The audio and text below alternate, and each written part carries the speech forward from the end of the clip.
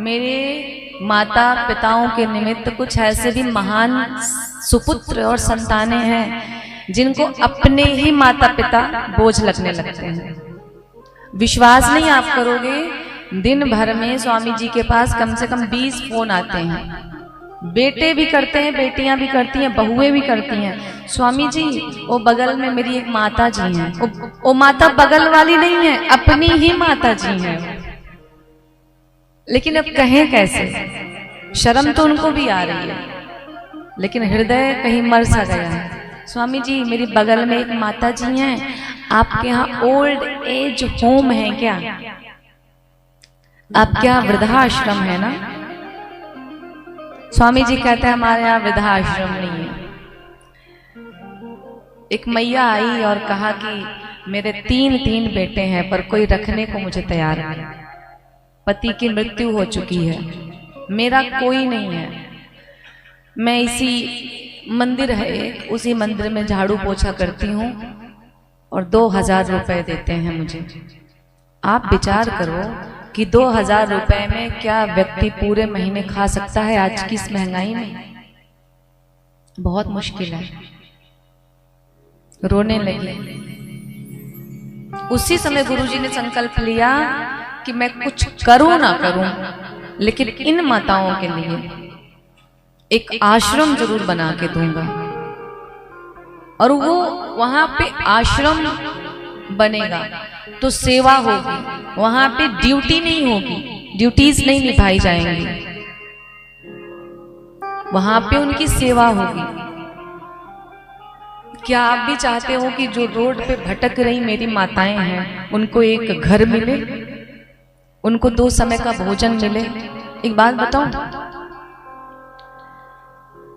जो वृद्ध माता पिता होते हैं ना, बुढ़ापे में उन्हें अपनी संतानों की सबसे ज्यादा जरूरत होती है।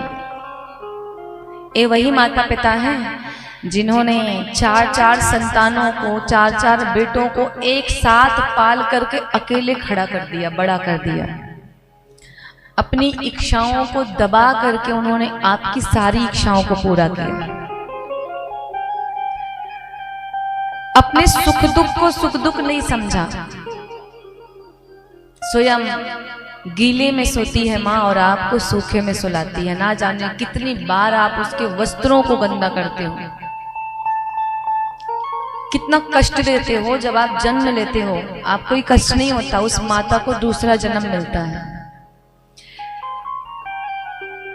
वो माता पिता आपसे कुछ नहीं चाहते, उन्होंने तो अपनी धन संपत्ति तक आपके नाम करती। कुछ माता पिता बड़े भोले होते। मैं तो हमेशा एक बात कहती हूँ,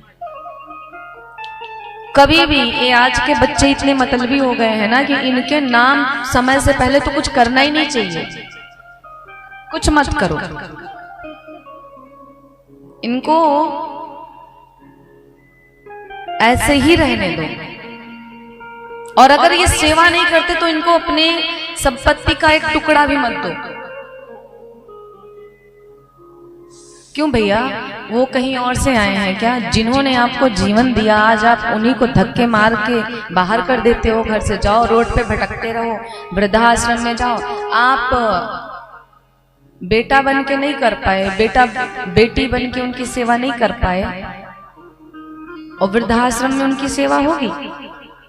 फिर भी हमारे देश के साधु संतों ने एक पहल चलाई, वो सेवा कर रहे हैं। आज अनिरुद्ध जी महाराज को चाहे दुनिया कुछ भी कहे, बहुत से लोग अरे वो तो कॉमेडी करते हैं, वो भले कॉमेडी करते हो, लेकिन ये देखो कि तुम्हारे माता पिता की सेवा कर रहे हैं, वो उन्हें भोजन पवा रहे हैं, वो तुमसे लाख गुना अच्छे हैं। तुम एक माता पिता को नहीं संभाल पाए, वो हजारों माता पिता की सेवा कर रहे हैं।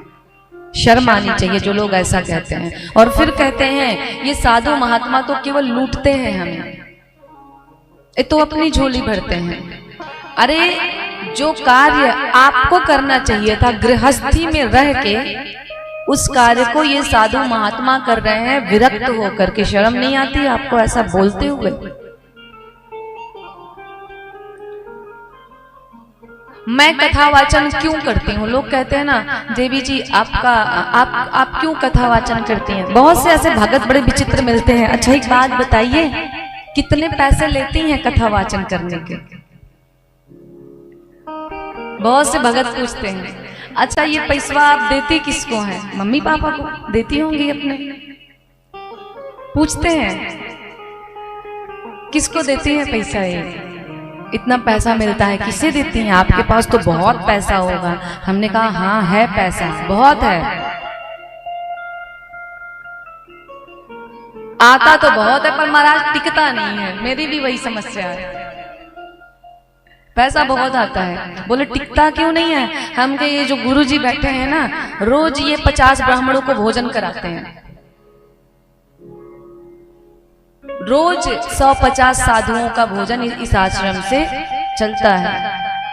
कोई भी दुखिया व्यक्ति आ जाता है तो पूछते नहीं है कि हाँ आप इस धन का क्या करोगे। हमें इतना जांच पड़ताल करने की जरूरत नहीं है। हमें लगता है इसको आवश्यकता है तो हम उसको, भगवान ने हमें दिया है तो हम उसको। साधु महात्मा आपसे धन लेकर के अपनी कोठी नहीं खड़ी करते, आपके लिए ही आश्रम बनाते हैं, आपके ही माता पिता की सेवा करते हैं वृद्धाश्रम खोल करके। जिन गौ माताओं को आपने डंडे मार करके बाहर कर दिया, उन गौ माताओं का संरक्षण करते हैं। आजकल ना कोई ब्राह्मण अपने बच्चे को वेद नहीं पढ़ाना चाहता। क्यों? क्योंकि वो देख रहा है ना,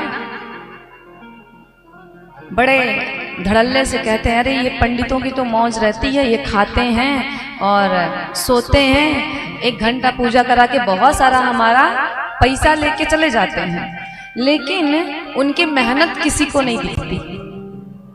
इसलिए आज के समय में कोई भी ब्राह्मण अपने बच्चे को वेद का अध्ययन नहीं करवाता, पंडित नहीं बनाना चाहता।